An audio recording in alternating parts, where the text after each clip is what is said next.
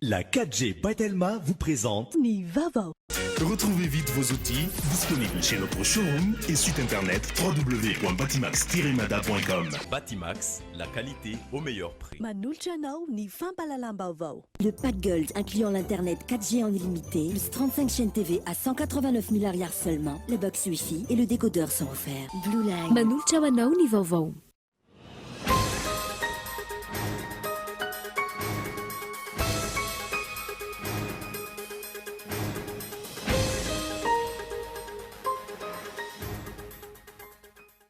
Tontosandro anteny amin'ny lapany avoloa ny fandraisana ny Paparaimasina. Tamin'izany indrindra no nanamafisany filohan'ny Repoblikan'i Madagasikara ny fanampy sy ny tokony omeny hampandrosoan'i Madagasikara. Ny zara-dimy mazava kosa ny lahateny sy ny afatra nomeny Papa androany mikasika ny fihavanana, ny ady amin'ny kolikoly, ny ady amin'ny fanapotehana ny tontolo iainana, ny fanomezan-danja amin'ny fiarahamonim-pirenena ary farany fifanankalozan-kevitra amin'ny kristianina hafa finoana. Mitaky fahatongavan-tsaina ny tsirairay ny lahatenin'ny Paparaimasina androany teny Avoloa, hoy ireo mpanao politika nanatrika izany, mitondra fanantenana sy fiovana amin'ny fampandehanan-draharaha eto amin'ny firenena kosa izany raha ny faneho-kevitra ireo fiarahamonim-pirenena sy ireo nanatrika teny an-toerana. Entitra ny fisavana mialohan'ny fidirana teny Soamandrakizay raha ny tazana teny an-toerana androany. Ankoatra ny rindran-damina napetraka, mandalo fisavana entitra ny mpizaika eo ampidirana. Tsy maintsy mandalo amin'ny fifaninanana avokoa manomboka izao ny fidirana ho mpiasam-panjakana eo anivon'ny Ministera ny Fanajariana ny tany, toeram-ponenana ary ny asa vaventy. Fanamafisana ny ady eto amin'ny kolokolo no isan'ny antony io fepedroma. Ary farany roso tamin'ny fifanankalozan'ireo voafonja miisa 70 i Ukraine sy Rusia androany.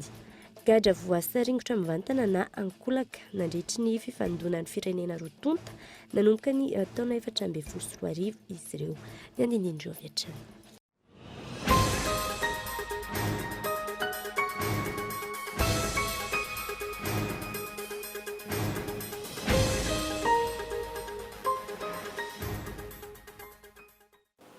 Tonklasy tompivavy miarabantsika rehetra tonga soa eto amin'ny fampalalam-baovao Cool TV amin'izao alin'izao ary manasanao anaraka izany hatramin'ny farany.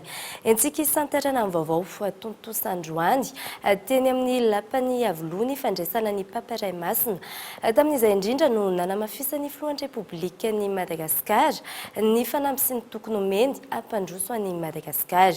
Ny zara-dimy mazava kosa ny lahateny sy ny afatra nomeny Papa androany ny mikasika ny fihavanana, ny ady amin'ny kolikoly, ny ady amin'ny fanapotehana ny tontolo iainana, ny fanomezan-danja ny fiarahamonim-pirenena ary farany ny fifanankalozan-kevitra amin'ny kristianina hafa finoana.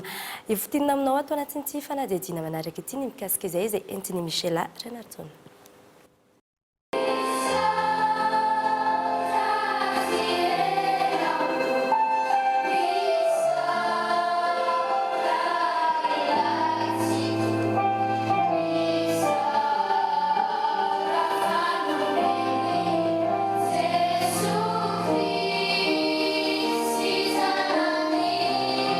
Zava-dehibe ho an'ny Malagasy na ny mpino katolika na tsy ny fahatongavan'ny Paparaimasina eto Madagasikara. Androany teny Avoloa tamin'ny alalan'ny fandraisam-pitenenana fohy sy mazava, saingy mifono lohahevitra maro no nandraisan'ny fitenenana voalohany mandritra izao fivahinianana eto Madagasikara izao.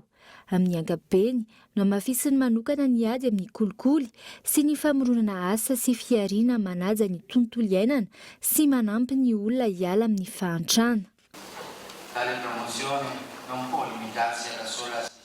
Maka herinareo mba hiady amin'ny herinareo sy ny finiavanareo hanao hitareo endriky ny areti-maharitry ny kolikoly sy ny fitadiavana tombotsoa izay mampitombo ny fahasamihafana ara-tsosialy. Tsy afaka hiresaka fivoarana isika raha tsy mijery sy mianatra ny be iombonantsika. Eo amin'ny resaka tontolo iainana, be ny fandropana ny ala eto Madagasikara mba ho ny tombotsoa ny olombitsy. Ireo zava-manan'aina maro karazany dia tany domondoza noho ny fanaovana asa ny tsokosoko sy ny fanondranana ny ivelany tsy ara-dalàna. Tsy hisy ny tena fijery ekôlôjika marina raha tsy ampidirinao ny rariny sy nitsy ny ara-tsosialy izay manome ny zo amin'ny fampiasana iombonana, ny hareny tany amin'ny taranaka ankehitriny sy ireo taranaka any aoriana.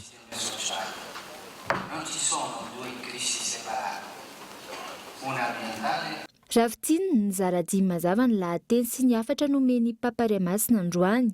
Isan'ny voaresaka ihany koa ny mikasika ny fanamafisana ny fihavanana izay zava-dehibe amin'ny malagasy, ny fanomezan-danja ny fiarahamonim-pirenena. Mila miaino izy ireo isika ho izy mba hiainona ny feony tsy manam-be dia be ary ahitana fa tsy misy na olona iray aza voailika. Nofarana ny Papa tamin'ny fanamafisana ny fifanankalozan-kevitra amin'ny kristianina hafa finoana ny lahateniny. Etsy ankilany, nandritra ny fandraisam-pitenenan'ny filohan'ny Repoblika Madagasikara kosa, tena namafy teo imasy ny Papariamasina sy ny mpanotrana fa indrindra ny vahoaka malagasy ny tenany, ny amin'ny finiavana sy ny fanambina petrany, ny fampandrosoana ny Madagasikara. Votre présence est une marque d'amitié et apparaît comme une promesse tenue. Mariky ny fitiavana sy ny firalahiana ny fahatongavan'ny Papariamasina eto Madagasikara. Marina ihany koa fa tsy firenena adino i Madagasikara. Amin'izao taona 2024 izao, pejy vaovao ny misokatra ho an'i Madagasikara. Eto anatrehanareo ry Papariamasina, eto anatrehanareo mpanatrika ihany, no ilazako sy hanavozako ny faramby sy ny fampanantenana nomeko an'ny fampandrosoana tsy misy fepetra any Madagasikara. Iaino ny malagasy ary iaino azy ireo, ambony fitiavana sy fanantenana.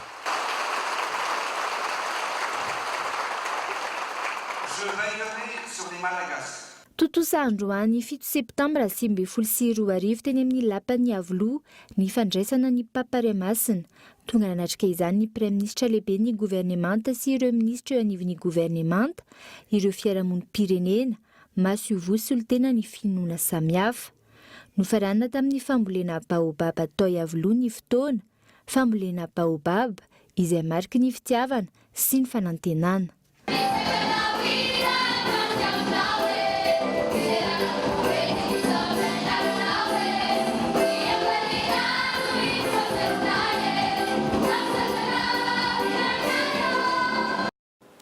Famitaky fahatongavan-tsaina tsirairay ny lahaten'ny Papariamasina androany teny Avoloa ho ireo mpanao politika nanatrika izany. Ny fampanjakana ny fihavanana araka ny nambaran'ny Papatrany no tokony hamafisina ho fampandrosoana ny firenena. Mampiona Rakotoarson nanao fanadihadiana. Eo amin'ny sehatra politika, saika mitovy avokoa ny fanehoan-kevitra ireo nanontaniana manodidina ny hafatry Papa François teny Avoloa androany, ny amin'ny tokony hanamafisana hatrany ny fihavanana izay soatoavina isan'ny mampiavaka ny malagasy araka ny nambarany Papa hatrany. Samy resy lahatra tao anatin'izany fa zava-dehibe ary mampisy fanantenana sy fiadanana ny fandalovany ity iray masina. Tsy misy fampandrosoana vanina raha toa ka mbola manjaka hatrany ny ady la politika raha ny fanazavana hatrany. Fa ny fanapahan-kevitra goavana rehetra raisina eto ambonin'ny tany, eny fa na ny firenena mikambana ary dia tsy maintsy ary amin'ny ankapobeny fantatry ny Vatican alohan'ny fotoana. Ka ho anazy zany dia izay ngeza be indrindra amin'izao fandalovan'ny Papa zao hoe mba ho afaka amin'izay Madagasikara. Teneniny teo zany tokony fifankatiavana ary teneny amin'ny teny gasy mihitsy ilay hoe fihavanana dia tokony tsy atao teny mandalo fotsiny zany no ny olona rehetra fa tokony mba atao ao-podaholo fa i Papa izy avy lavitra any dia mitona antsika mba hifankatia. Oka tsy ny fizarazarana politika ny ampikorotana antsika fa tokony ahitambatra antsika mba hanoana ty Madagasikara ty mba ho nosy sambatra. Hanoana antsika daholo ny zavatra rehetra tokony hampasambatra antsika fa indraindray antsika io disadisa politika io mampitsy mihavana antsika ka mitona ny rehetra zany hanao main-danina main daholo manonotra ny firenentsika ity. Ny afatra ny Papariamasina teo dia tokony ampieritreritra sy ampisaintsaina antsika malagasy, indrindra amin'ny fankatoavana ny fomba malagasy amin'ny alalan'ny fihavanana. Izany hoe zany mitory fihavanana sy fampiraisana antsika malagasy mba ahafahantsika mijery, mitodika, miaraka amin'ny fihavanana zay hampandrosoana any Madagasikara. Satria raha tsy eo ny fankatiavana sy firaisan-kina izay feziny izay fihavanana zay dia ho sarotra zany ny hampandrosoana Madagasikara. Ka zay ny afatra tiany apetraka zany dia hoe fihavanantsika malagasy. Resaka fampihavanam-pirenena, fifankatiavana, fampihavanam-pirenena rehefa sipasimasan'ala mitaingina karenjy izy faly. Voalohany indrindra aloha raha ny afatry Papa teo no dinihana dia hita zany fa tafapaka amin'izao tontolo izao ny finiavana sy ny programma an'asa izay ho eto Madagasikara anakaterana ny PGE noho izany zany ny afatro-papa-teo dia ny fiantraikany dia ny hoe mahatoky atsika zany ny papa ho amin'ny fahavitan'ireo programa an'asa izay amin'ny PGE ny filoham-pirenena-drajoelon'ireo ary ny fiantraikany ihany koa ny voaka malagasy dia ny tsodrano ny ray masina dia zava-mahery ary zany no ampinga hoentsika manakateraka ny asa rehetra izay mbola miandry amin'izao fotoana izao. Isan'ny ainga vaovao hisoritana indray ny tantaram-pirenena araka izany izao fandalovany Papa Raimasina izao. Afin'izay hatrany hafatra mafonja no nentin'ny Pape François ho an'ny malagasy tsy akanavaka nandritry ny lahateny izay natao tamin'ity androany ity. Hitondra fanantenana sy fiovana amin'ny fampandehanan-draharaha eto amin'ny firenena ny lahateny izay nataony ny faneho-kevitra ireo fiarahamonim-pirenena sy ireo nanatrika teny an-toerana. Henri Florian. Samy nahatsapa ny mahazava-dehibe ny hafatra mafonja no entin'ny Papa François ho an'ny vahoaka malagasy sy ny mpitondra ny rehetra tamin'ity androany ity. Tsapa tamin'izany ny fampatsivona ireo tompon'andraikitra isan-tokony. Eo ihany koa ny fijerevana ny tontolo iainana ary ny fanamafisana ny fihavanana sy ny soatoavana maha-malagasy. Mazava ho azy moa zany amin'ny Papa Raimasina azy dia ny fijerin'ny fiangonana katolika amin'ny ankapobeny no ampitany hafatra ho an'ny vahoaka. Ho ahy manokana regny teny rehetrarehetra reny dia ataoko hoe fanamafisana no sady fampatsiahivana ny tompona andraikitra isan-tsokajiny rehetra amin'ny adidy miandry sy ny zavadrehetra misy atao anatin'ny firenena amin'ny tokony andraisana andraikitra bebe kokoa. Efa miezaka ny fitondram-panjakana fanazana izany le valeur ao anatin'ny fiangonana, valeur ihany koa amin'ny soatoavina malagasy ny teny averimberin'ny filoham-pirenena foana koa dia hoe ilay fitiavana sy sisa ireny rehetrarehetra reny dia mitaky zavatra concret kokoa zany manomboka izao. Fanapitehana ny tontolo iainana sy ny sisa mamafisin'ny Papa teo tsara hoe tena mila rovana ny trano iombonana izay le hoe protéger la maison commune hoy izy. Mila ataoko hoe fandraisana andraikitra mafonja kokoa avy amintsika rehetra zany tsy ny mpitondra rerany fa isika vahoaka malagasy ray manontolo mihitsika olom-pirenena satria betsaka amintsika no mbola manimbazimba ny tontolo iainana io zay zany tena anisan'ny hafatra be dia izay hafatra telo izay ny tena tazomiko tao ny farany dia le hoe mila manompo ny vahoaka ny olom-pirenena zany ny mpitondra. Kabarin'ny Papa teo dia ny feno fananarana, feno hafatra ho antsika malagasy. Voalazany teo fa nandritra ny fahaleovan-tena antsika dia anisan'ny very voalazan'ny président koa zay ny soatoavina maha-malagasy ary izy dia naporisika antsika ao anatin'ny fihavanana satria ny fihavanana no mampiray antsika malagasy. Inona ny zavatra hampiray antsika ka voalazany teo koa ny resaka fahasimbany tontolo iainana sy ny sisa ka hafatra lehibe ho antsika reny anjarantsika malagasy ny mandray an'izy reny fa feno anatra ka anjarantsika no mandray fiteny. Fa ankoatra izay nahitana taratra ny fahavononana ho fampivoarana ny fiainam-pirenena ihany koa ankilany ny lahateny nataon'ny filohan'ny Repoblikan'i Madagasikara tamin'ity androany ity teny Yavlo. Nampiseho ny fahavonona ny filohan'ny Repoblika dia hitantsika fa nanomboka tamin'ny fiorana tamin'ny Papa Raimasina tamin'ny 13 efa nipetraka izay fahavonona izay ary nitoy hatraty amin'ny nahalany azy filoham-pirenena. Misy fahavonona hoy ahy ary matoa izy ataontsika hoe miantsehatra amina zavatra goavana be ohatrany itony dia tena hitondra an'izay hoe fanovana ifotony eto Madagasikara izay. Miandry ny fandraisana andraikitra ny rehetra amin'ny fanatanterana azy araka izany ny hafatra goavana no nentin'ny Papa François ho an'ny tompon'andraikitra isan-tokony indrindra ho an'ny vahoaka malagasy tsy vaky volo. Nanomboka ny atoandro kosa dia maro ireo nizotra nandeha tongotra ny azo an'ny soamandraikizay amonjy alimavaka. Matipaika ny fiomanan'ireo mpizaika raha ny hita teny an-toerana. Mampionana Raikoto Arsan. Efa vonona avokoa ny entana rehetra ilaina ho an'ny fiangana makany soamandraikizay ho an'ireo mpizaika ny atoandro teo. Taorian'ny fisakafoanana tamin'iny atoandro iny ihany no fiangana ho an'ny ankamaroan'izy ireo. Isan'izany ireto mpizaika avy any amin'ny diocèse ny Mahajanga. Matipaika ny fandaharam-potoana. Zay zao dia efa miomakomana mihitsy efa tonga ao ny tomobile chauffeur anay cool be mihitsiny amroa zay minga eto andeha hoany sioma andrakizay dia matory any zay manao lapa be amonjy alimbavaka dia lady tontolonandro zany zay dia alainy tomobile ndray mandeha koa dia miverina ty amin'ny sitinay dia latsinainy maraina mba alainy tomobile eto amin'ny sity koa zay dia makany Andotapianaka dia amin'ny 3 arivany latsinainy zany zay miala eto Antananarivo dia manainga ho any Mahajanga ndray amonjy fidina. Ny programme amin'ny 2 ora atoandro ny fiaingana eto ny tanora rehetra mankany amin'ny somanak'izay dia mijanona any zay sabotsy hariva ty matory any lahady mivavaka any maraina vita ny lamesa maraina miaraka mody ty amin'izay zay jiaby. Afapo tamin'ny fandraisana ihany koa ireto mpizaika nandritra izay 2 andro ny ivanianina teto Andrenivohitra izay raha ny fanazavana trany. Elo tena tsara fandraisana mihitsy misotra betsaka ny ekara tany mena fa tena tsara be fandraisana tamin'ny ray maraina zay ny tonga teto ny zoma tamin'ny ray maraina dia fa vonina ny chambre vonina ny hôtely tonga dia vonina ny rano tonga dia fa nihinana sakafo mafana zay vao tonga dia le androany zany zay zao mandeha any Soamandrakizay miainga amin'ny 2 le amonjy alimbavaka. Nanomboka tamin'ny 12 ora atoandro dia efa nanomboka nahitana pino ny teny amin'ny lalana rehetra ny azo any Soamandrakizay. Betsaka no hita nanao diabe nandeha tongotra ho any an-toerana namonjy alimbavaka.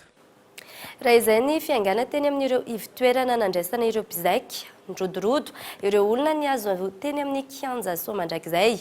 Ny fanomanam-panana ho laharam-pamena ho an'ireo tonga teny an-toerana. Fanadihadiana ety ny Onasena sy Yves Richard.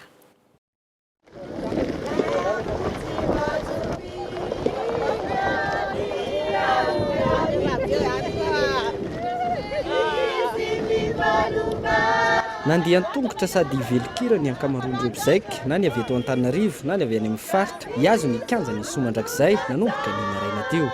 Tsy lamba firakotra sakafo maivana ireo no nosakelehana. Mitondra ihany fa miezaka ihany koa raha misy azo vidiana dia efa tonga dia efa any aloha no mividy satria tsy nahandro any alina dia mbola rapitso amin'ny atoandro sy ny sisa dia mbola lasa raha ohatra hoe hitondra tsy mahazo mitondra zavatra hoe maranitra na ohatra izany dia izay ny afana hoe tonga dia ao ihany no mividy alongany.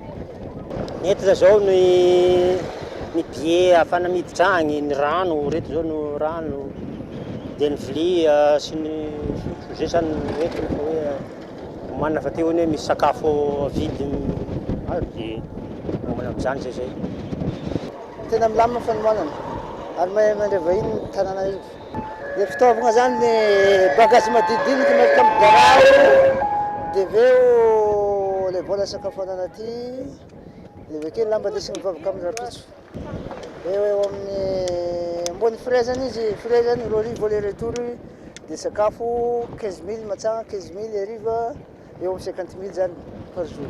Raha izay ny aranofo laharam-pamehana ho an'ireo mpizaika ny azo ny kianjan'ny Soamandrakizay ny lafy ny ara-panahy. Ny fanomanana zany voalohany indrindra misy ny fanomanana ara-panahy dia misy ny vavaka fitondranam-bavaka zao izao fotoan-dehibe izao indrindra ireo zay avy lavitra dia miombana amin'ny hoe ara-batana zany ara-sakafo tsy dia nanao fiombanana firy zany fa ny tena hoe ny ara-panahy zany no nataona tanjaka mafy be mihitsy zany hoe fa andray zany fahasoavana zany avy amin'ny irakin'i Jesosy Kristy Tompo eto amin'ity tanindrazantsika ity. Zay zao mitondra sapile ifafana dia vonina andray amin'ny papa satria le papa moa zany lazaina fa hoe manome fiadanana sy fahasoavana dia efa nampiomana ny tany aminay tany amin'ny diocèse hoe rehefa andeha hiatrika ilay fahatongavan'ny papa dia samy mitondra lamba mafana ny firakotra ny fitaovana rehetra ampiasaina na ny fitaovana fihinanana dia efa niomana avokoa deo zay jiaby zay.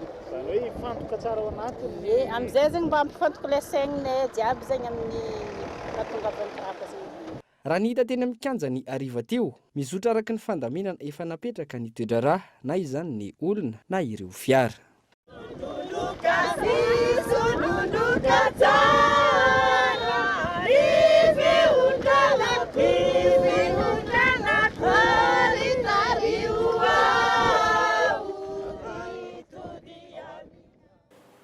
Mikasika ny filaminana kosa indray entitra ny fisavana mialohan'ny fidirana teny Soamandrakizay raha ny tazana teny an-toerana androany. Ankoatra ny rindran-damina napetraka tany am-boalohany toy ny fangatana ny taratasy fahazondalana avy amin'ny dioseza mandalo fisavana entitra ny mpizaika eo ampidirana. Ivresara sy Onasenatrany. Mipetraka avokoa ny rindran-damy mitandrona ny filaminana indrindra ho an'ny mpizaika mandritra ny fanatanterahana ny alimbavaka sy lamesa lehibe ny Soamandrakizay. Ankoatra ny fisavana ny taratasy fahazondalana avy amin'ny dioseza napetraka tany am-boalohany, mandalo fisavana ny rehetra izay miditra eny an-toerana.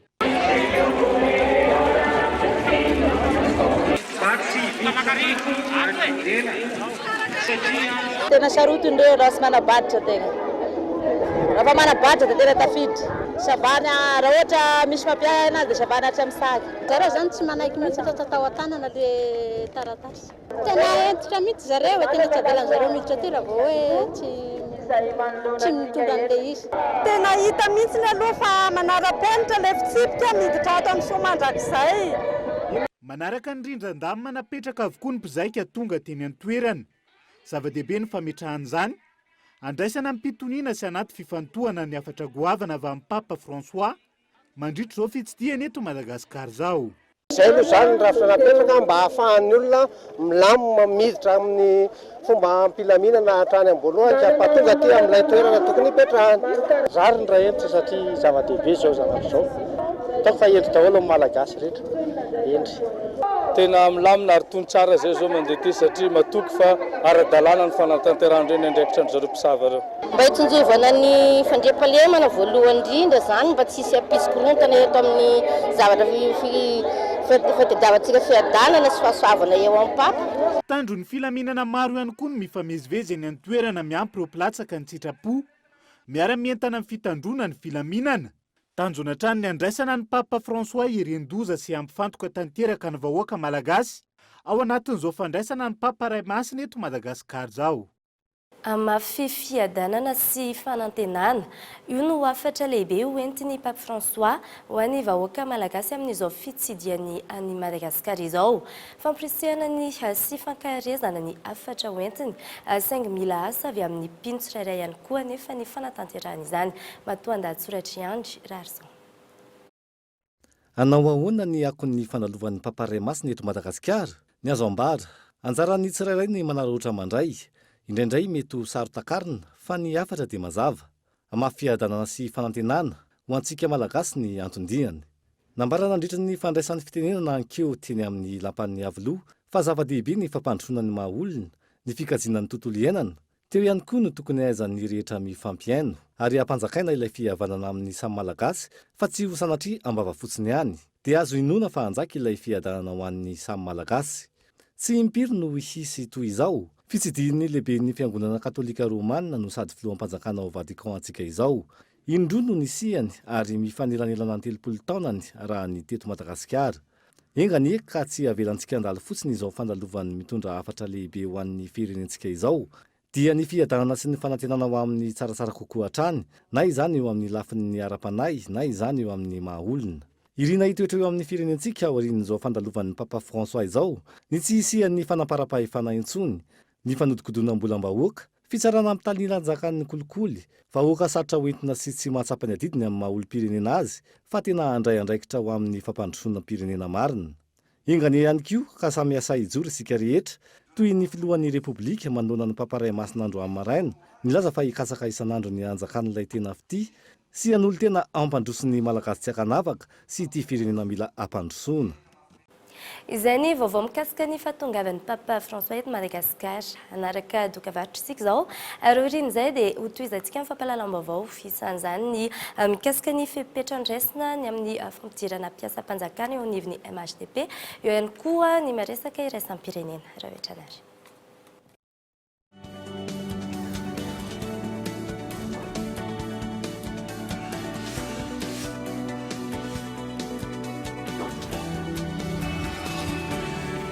L'étudiant rehefa mianatra, l'étudiant rehefa mamorokira, l'étudiant rehefa manao sary, l'étudiant rehefa miantsena, l'étudiant rehefa mamorona, l'étudiant rehefa milalao, l'étudiant rehefa milalao.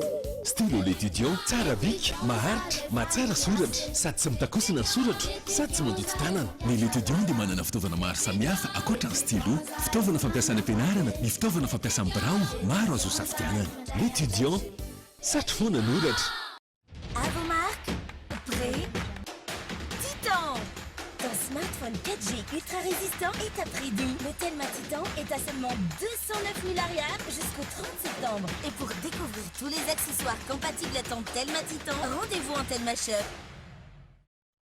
Sahirana mafy matoa be izany jereo ty izy misolitika ny saribao toditra ny setroka miasa mafy fa iramatora soa kosa dia milamina tsara satria nisafidy nampiasa ny saribao dozem izay azo avy amin'ny teknika no hatsaraina mitsitsy mateza tsy be vovoka ny saribao dozem manaja ny tontolo iainana satria mampiena fanapahana azy ny fanamboarana ny saribao dozem saribao dozem manova ny fiainanao. Geox, Puma, San Marina, Unisa, Tamaris, Guess, Minelli, JB Martin, Adidas, Fossil, Asics, New Balance et Ralph Lauren. Boutique Le Coin des Marques, un grand choix de parfums, montres, sacs et chaussures de marque. Alors, venez découvrir notre boutique Le Coin des Marques, des articles de marque pour hommes, femmes et enfants.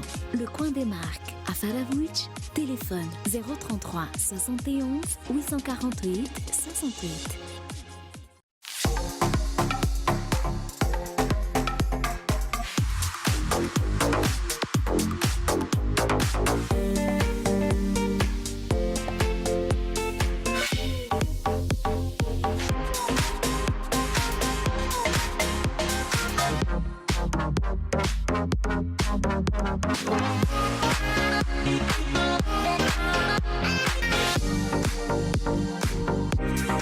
We love chocolate.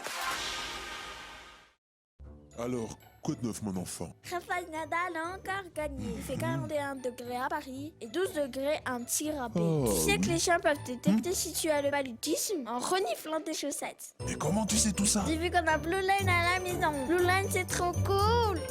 Avec le pack Gold incluant l'internet 4G en illimité, plus 35 chaînes TV à 189 000 arias seulement, le box Wi-Fi et le décodeur sont offerts. Et en ce moment, gagnez jusqu'à 5 Go de bonus, valable 24 heures sur 24 pendant 30 jours pour les offres prépayées internet. Blue Line. Oh, encore? Panne de courant? Arrêt de production? Arrêt de chantier? Et même plus? Pour tous ces problèmes d'énergie, notre solution, les groupes électrogènes CGM 100% italien avec moteur original. Puissance à partir de 10 kVA, garantie 1 an, SAV de qualité. Fini les coupures, soyez autonome. Batimax. La qualité au meilleur prix. Nouvel arrivage chez Géant du Meuble. Innovez votre intérieur avec nos chambres à coucher, design et tendance. Chez Géant du Meuble, un large choix de salons vous attend.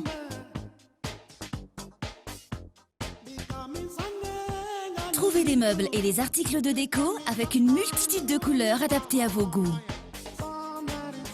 Venez visiter notre showroom à Tanzbat et Beorirk. Géant du Meuble, bien moins cher, bien chez soi.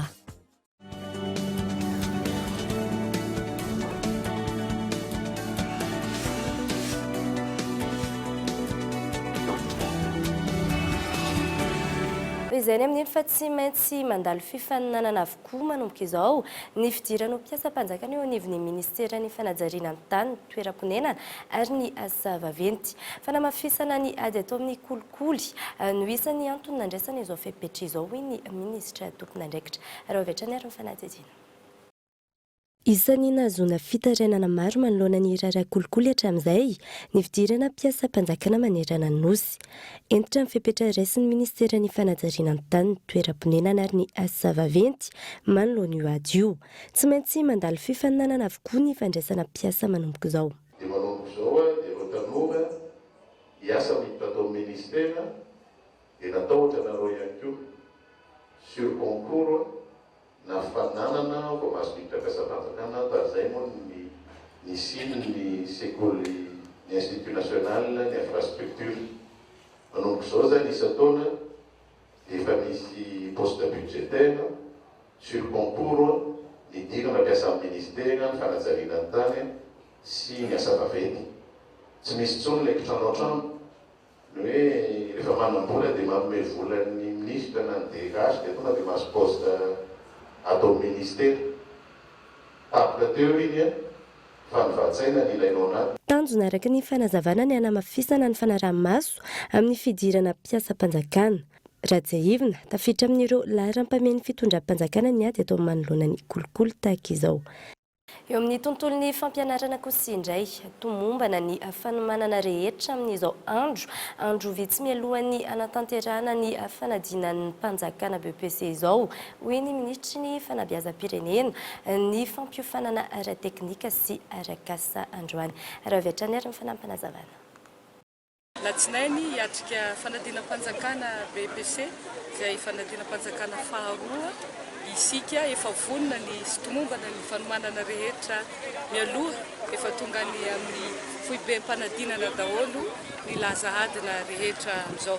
Ny olombelona ikirakiran'izany koa dia efa vonona ny atao eto izany dia mitsodrano ireo zaza rehetra nalan'ny fanadinana mba ho salama tsara ary zavatra ny anarana no ivoaka amin'ny laza adina ka samy ho afaka azo salanisa mifandray amin'izany. Dia antsoavy natao amin'ny ray aman-dreny sy ny mpianatra mba io manara-batana, ara-pitaovana, ara-tsakafo, ara-panahy hiatrika izany fanadinana izany. Fa ny tontolon'ny fivarotana ataony ankizy tsy ampy taona eto Madagasikara indray no nanatotosana fanadihadiana anatin'ny fandaharana alalino. Ny zava-misy eto amintsika ny antony idiran'izy ireo amin'izay sehatra izay ny fiatraikany eo amin'ny ara-batana, ara-tsaina, fiarahamonina, ny firenena ary ny vahaolana. Ireo no entina aminao anatin'ny fandaharana alalino rahampitso amin'ny 7 ariva. Raha voatrany ary ny fisantiony an'izay. Fa tsy sompanantenana tamin'ny resam-pitiavana fa eo ihany koa ny tsy fananana ampivelomana no antony nanaovan'ny miasa. Amin'izao hoe ny mitombony hoe client no taloha. Mahay miaina satria mahay maro anisy izany eo. Maro anisy le ankizy mitady vola. Dia izay mahatonga anay miaina satria ny olona mifindra amin'ilay tia vaovao dia mifindra an'ilay olona. Satria tsy fidiny anay ilay izy. Iny no andranakay eo, tsisy amin'ny andranakay. Izay no mahatonga anay nanao an'io asa io. Raha angataka izay mety azo latsany herinany dia tsy nangataka intsony. Misy ny olona tena mitady ankizy vavy hoe eo amin'ny 16 ans, 15 ans. Izay no tena tadiavin'olona sasany indraindray. Fa misy ny sasany karatra aminay, misy karatra. Raha maro ny tranga hita eto Serofo vitsy no samy toroka izany eny anivon'ny tompona andraikitra. Raha ny antotany isatrany tamin'ny faritra sivy nanaovana fanadihadiana. 770 ihany ny tranga voaray teny amin'ny tompona andraikitra misahana ny raharaha ny taona 2024 mikasika izay fivarotana tena ny ankizy izay. Isa avy amin'ny ministera mponina. Manano sarotra io ady io izay tsy fahasahiana mitoroka izay. Ny konsekansa dia mazava ho azy izany fa tsy hita daholo ireo ankizy ilay tena hoe marefo, tsy fantatra. Tsy antony be dia be, voalohany indrindra aloha mety hoe antony ara-kolontsaina, ara-toetsaina mihitsy izany. Araka ny teneniko teo raha ohatra izao tsika ka mandeha amin'ny faritra maromaro eto à Madagasikara, dia ny fandraisana na ilay hoe conception de l'enfant, ny fahazahoana izany atao hoe ankizy, dia tsy voatery satria raha ny fifanarahana iraisam-pirenena momba ny ankizy milaza hoe ny atao hoe ankizy dia izay olombelona rehetra latsaky ny 20 taona. Fa ny amin'ny faritra hafa eto Madagasikara, raha vao mitsiry nono ny zazavavy na raha vao miavaka feo ny zazalahy dia efa tsy everiny fiarahamonina intsony fa ankizy izy, fa efa ilay atao hoe olon-dehibe na ilay hoe jeune femme. Izay ihany koa tompo-kilasy tompo-vavy namarana amin'ny fampahalalam-baovao tamin'ny ity anio ity. Angasikirany ianao nanaraka izany hatramin'ny farany filma.